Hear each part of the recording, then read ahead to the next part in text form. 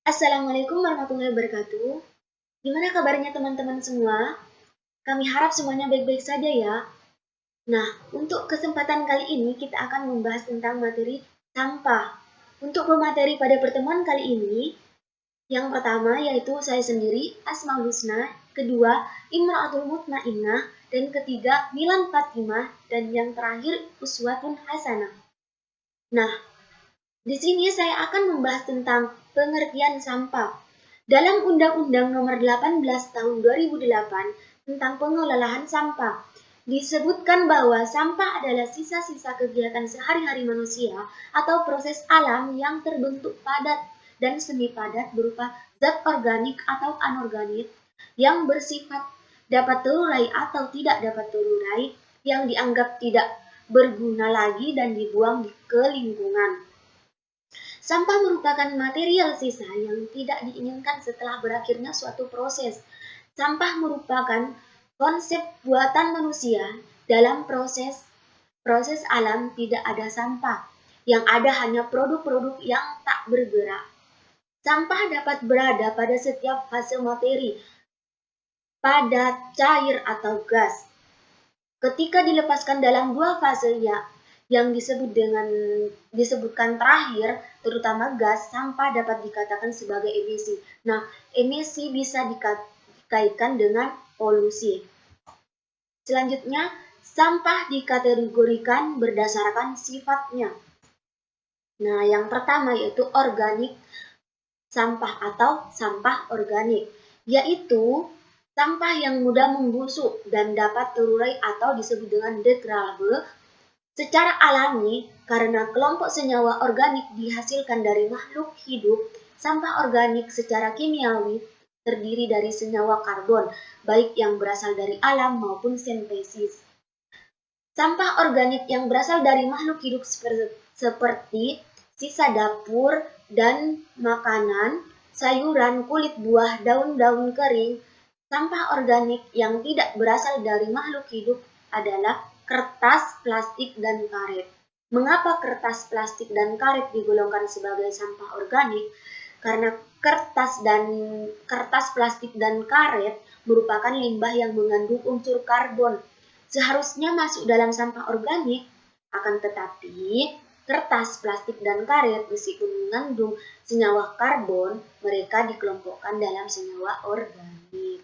Dan yang kedua, sampah anorganik, yaitu sampah yang tidak mudah membusuk dan tidak memiliki unsur karbon, sehingga tidak mudah terurai oleh mikroorganisme seperti contohnya itu botol, gelas minuman, kaleng, kaca, dan sebagainya.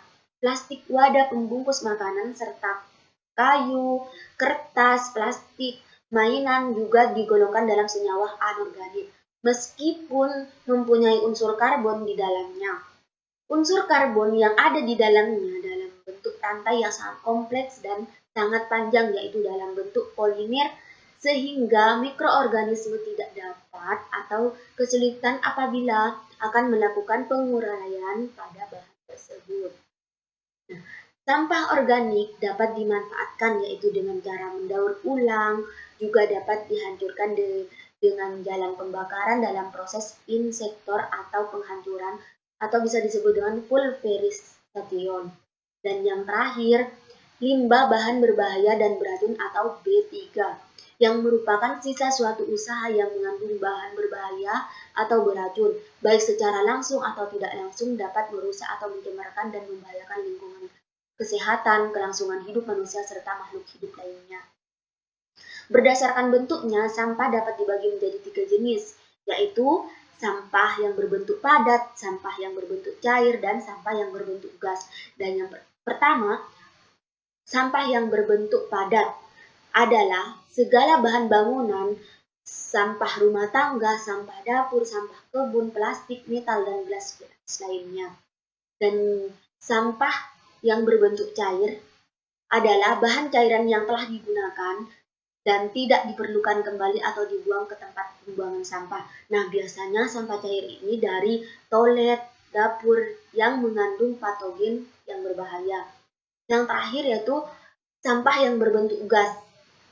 Tumpukan sampah yang telah kering biasanya oleh warga langsung dibakar. Dampak pembakaran ini yang menimbulkan emisi gas yang bermunculan dari partikel debu. Bila proses pembakaran sampah terjadi tidak sempurna, maka timbullah adalah gas CO, NOx, SO2, diksion, dan furan HCl akibat pembakaran bahan sintesis seperti PVC. Sumber sampah berasal dari hasil kegiatan rumah tangga justru lebih berbahaya. Nah, mungkin itu yang dapat saya jelaskan. Selanjutnya akan dijelaskan oleh rekan saya. Kurang lebihnya, terima kasih. Wassalamualaikum warahmatullahi wabarakatuh. Yang selanjutnya adalah kategori sampah berdasarkan dengan bentuknya. Berdasarkan bentuknya, sampah itu terbagi menjadi 3, yaitu sampah padat, sampah cair, dan juga sampah gas. Yang pertama yaitu sampah padat. Sampah padat merupakan sampah yang berwujud padat. Sampah padat dapat berupa sampah dapur, sampah kebun, plastik, metal, gelas, atau yang lainnya. Yang kedua ada sampah cair. Sampah cair yaitu bahan cairan yang telah digunakan dan tidak diperlukan kembali atau dibuang ke tempat pembuangan sampah. Sampah cair merupakan gabungan atau campuran dari air dan bahan-bahan pencemar yang terbawa oleh air, baik dalam keadaan terlarut maupun tersuspensi yang terbuang dari sumber domestik dan sumber industri.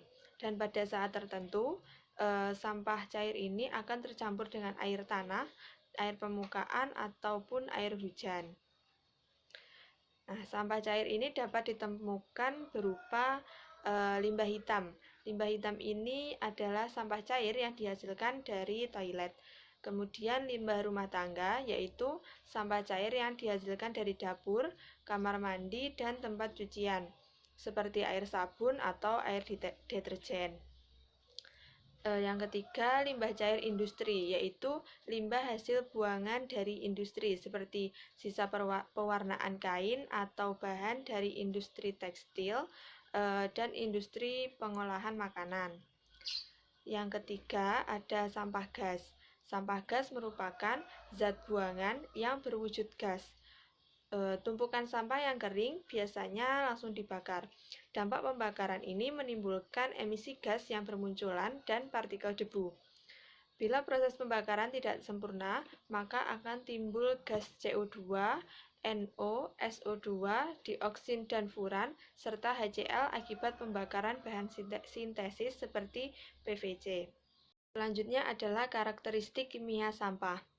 Karakteristik sampah sangat berguna dalam menentukan metode apa yang akan digunakan sebagai pengolahan sampah atau sebagai evaluasi alternatif suatu proses dan sistem recovery pengolahan sampah.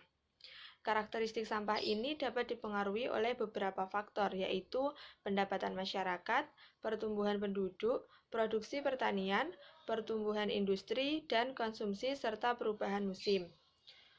Komponen unsur yang menentukan reaksi komponen pembentuk sampah adalah karbon, nitrogen, oksigen, dan hidrogen.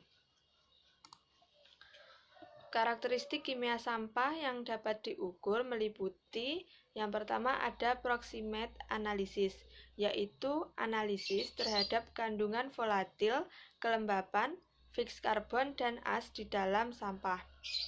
Yang kedua ada titik lebur abu, yaitu titik temperatur saat pembakaran yang menghasilkan abu, berkisar antara 1100 sampai 1200 derajat Celcius. Yang ketiga ada ultimate analysis, yaitu penentuan unsur karbon, hidrogen, oksigen, nitrogen, fosfor, sulfur, dan lain sebagainya. Yang keempat ada kandungan energi komponen sampah.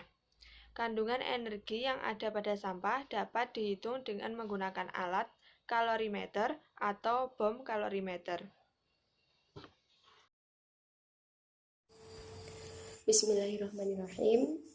Perkenalkan, nama saya Milan Fatimah dengan NIM 2071843. Jadi di sini saya akan melanjutkan presentasi dari Mbak Imro'atul Mutmainah.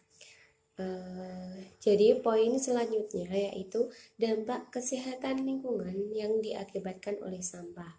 Nah, sebelum kita membahas tentang dampak kesehatan lingkungan yang diakibatkan oleh sampah, jadi sebenarnya apa sih kesehatan lingkungan itu? Nah, menurut WHO, kesehatan lingkungan adalah suatu keseimbangan ekologi yang harus ada antara manusia dan lingkungan agar dapat menjamin keadaan sehat dari manusia. Nah, Himpunan Ahli Kesehatan Lingkungan atau HAKLI mendefinisikan bahwa kesehatan lingkungan sebagai suatu kondisi lingkungan yang mampu menopang keseimbangan ekologi yang dinamis antara manusia dan lingkungannya untuk mendukung tercapainya kualitas hidup manusia yang sehat dan bahagia. Menurut Mundiatum dan Daryanto 2015. Jadi, kesehatan lingkungan merupakan kesehatan yang sangat penting bagi kelancaran kehidupan pribumi, karena lingkungan adalah tempat di mana pribadi tinggal. Nah, lingkungan dapat dikatakan sehat apabila sudah memenuhi syarat-syarat lingkungan yang sehat. Kesehatan lingkungan yaitu bagian integral ilmu kesehatan masyarakat yang khusus menangani dan mempelajari hubungan manusia dengan lingkungan dalam keseimbangan ekologi. Jadi kesehatan lingkungan itu merupakan bagian dari ilmu kesehatan masyarakat. Nah, selanjutnya yaitu dampak kesehatan lingkungan yang diakibatkan oleh sampah. Yang pertama yaitu pencemaran air. Tumpukan sampah yang ada biasanya menghasilkan rembesan. Apabila cairan tersebut masuk ke dalam saluran air, maka akan mencemari air. Proses penguraian sampah yang dibuang ke dalam saluran air akan menghasilkan asam organik dan gas cair organik seperti metana. Nah, gas metana ini memiliki bau yang tidak sedap. Selain itu, dalam konsentrasi yang tinggi, gas ini berpotensi dapat meledak. Kemudian, yang kedua yaitu pencemaran udara. Penumpukan sampah yang tidak segera diangkut akan menimbulkan bau yang kurang sedap, serta memberikan efek yang buruk bagi lingkungan di sekitarnya seperti pemukiman, tempat perbelanjaan, tempat rekreasi, taman, dan lain sebagainya. Nah, pada proses pembongkaran sampah dengan volume yang besar di lokasi pengelolaan sampah berpotensi menimbulkan bau yang mengganggu. Selain itu, juga dapat menimbulkan pencemaran bau asap pada saat pembakaran sampah pada instalasi yang tidak memenuhi syarat teknis. Proses pembakaran sampah di TPA juga menghasilkan gas metana yang menyebabkan api sulit dipadamkan sehingga asap yang dihasilkan sangat mengganggu lingkungan sekitar. Kemudian, yang ketiga yaitu pencemaran tanah. Pembuangan sampah yang dilakukan sembarangan, misalnya di lahan kosong atau TPA, tempat pembuangan akhir, yang tidak dioperasikan dengan baik akan menyebabkan lahan setempat mengalami pencemaran yang diakibatkan dari tertumpukannya sampah organik. Selain itu, sampah juga mengganggu. Nah, bahan buangan berbahaya atau B3.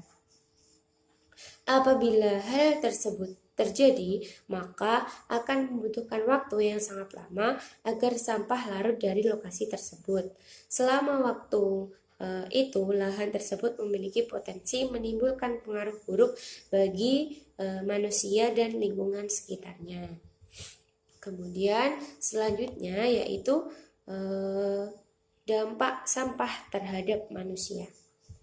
Yang pertama, dampak sampah terhadap kesehatan manusia. Banyak ditemukan lokasi pengelolaan sampah yang belum memadai serta pembuangan sampah yang belum terkontrol dengan baik. Merupakan tempat yang cocok bagi beberapa organisme. Selain itu, tempat yang menarik bagi beberapa binatang seperti lalat dan anjing yang dapat menimbulkan berbagai macam penyakit. Hal tersebut berpotensi bahaya bagi kesehatan manusia. dapat menyebabkan berbagai penyakit. Contohnya yang pertama yaitu penyakit tipes, diare, korela dapat menyebar dengan cepat. Hal tersebut dikarenakan virus tersebut berasal dari sampah. Apabila pengelolaannya tidak ditangani dengan tepat, dapat bercampur air minum.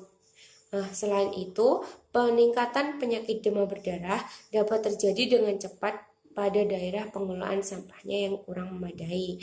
Kemudian yang kedua yaitu penyakit jamur juga dapat menyebar, dan hal tersebut yaitu dampak dari sampah, misalnya jamur kulit. Kemudian yang ketiga yaitu penyakit yang dapat menyebar melalui rantai, misalnya cacing pita. Penyakit ini dapat masuk ke dalam pencernaan binatang ternak melalui makanan yang berupa sisa makanan atau sampah yang dimakan oleh binatang ternak itu sendiri. Kemudian yang keempat yaitu sampah beracun. Di negara Jepang telah dilaporkan sekitar 40.000 orang meninggal akibat dari mengkonsumsi ikan yang telah terkontaminasi oleh racun atau Hg. Diketahui bahwa raksa tersebut berasal dari sampah pabrik baterai yang dibuang ke laut. Kemudian selanjutnya yaitu dampak terhadap keadaan sosial dan ekonomi. Dampak-dampak yang ditimbulkan akibat sampah yaitu sebagai berikut.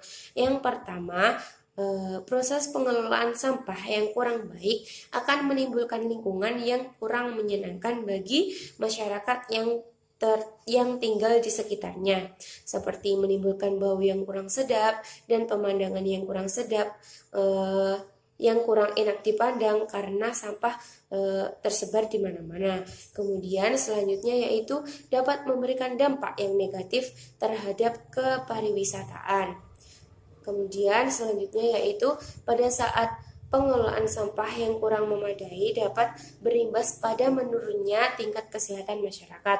Hal tersebut berimbas pada peningkatan pembiayaan kesehatan secara langsung bagi orang sakit, serta pembiayaan kesehatan secara tidak langsung bagi pekerja yang tidak masuk kerja dan mengakibatkan menurunnya tingkat produktivitas pekerja. Kemudian yang keempat, pembuangan sampah padat yang dibuang sembarangan di badan air dapat menyebabkan banjir. Kemudian selanjutnya yaitu pengelolaan sampah yang kurang baik dapat berpengaruh terhadap infrastruktur seperti tingginya biaya yang harus dikeluarkan untuk pengelolaan air.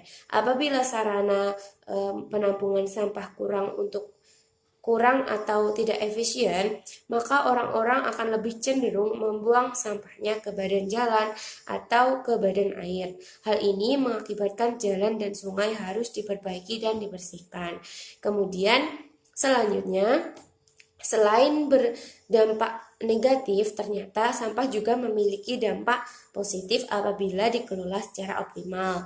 Nah, dampak-dampak positif tersebut diantaranya yaitu yang pertama, sampah dapat digunakan sebagai bahan untuk menimbun tanah. Kemudian yang kedua, sampah dapat digunakan untuk menyuburkan tanah dan mempercepat pertumbuhan tanaman.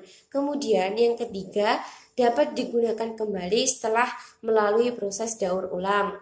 Kemudian yang keempat, gas-gas yang dihasilkan memiliki nilai ekonomis karena dikonversikan menjadi tenaga listrik.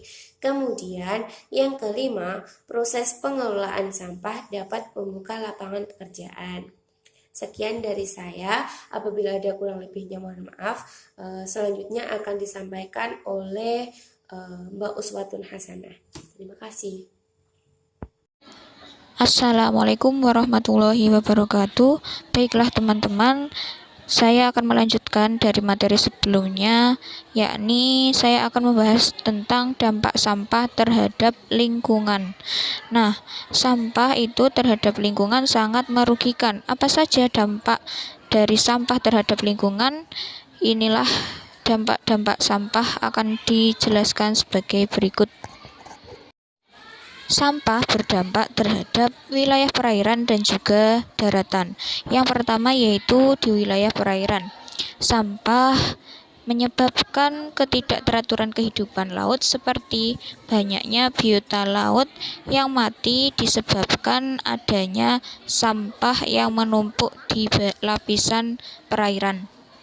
Jenis sampah yang berupa limbah yang dibuang ke danau dapat menyebabkan pertumbuhan eceng gondok mengalami peningkatan sehingga seluruh permukaan tertutupi oleh eceng gondok tersebut dan menyebabkan kadar O2 dalam air menurun sehingga biota laut kekurangan oksigen. Selain itu, banyaknya sampah plastik yang menyumbat saluran baik parit dan juga sungai dan lain sebagainya. Ketika debit air berlebihan terjadi pada saluran tersebut akan menyebabkan terjadinya banjir. Selanjutnya yaitu dampak sampah pada daratan. Nah, sampah yang menggunung akan menjadikan bakteri dan virus berkembang pada tumpukan sampah tersebut sehingga penyebaran penyakit yang berada di daratan akan berjalan lebih cepat dan itu sangat mengganggu terhadap individu makhluk hidup di daratan. Selain itu, sampah juga berdampak terhadap tanah, di mana tanah akan tercemar. Ketika tanah tercemar akan menyebabkan tanah tidak layak untuk dipakai sebagai lahan pertanian. Tanah juga akan beracun dengan tercemarnya sampah-sampah yang mengandung bahan-bahan beracun dan berbahaya. Selain itu, tanah akan sulit menyerap air karena banyaknya sampah plastik yang menumpuk yang bercampur dengan tanah yang itu juga sulit diurai. Sampah juga berdampak terhadap udara, di mana sampah yang bertumpuk kemudian membusuk akan menimbulkan bau tidak sedap. Selain itu, sampah juga ketika dibakar akan menyebabkan adanya asap pekat dan juga debu yang sangat mengganggu makhluk hidup serta pandangan.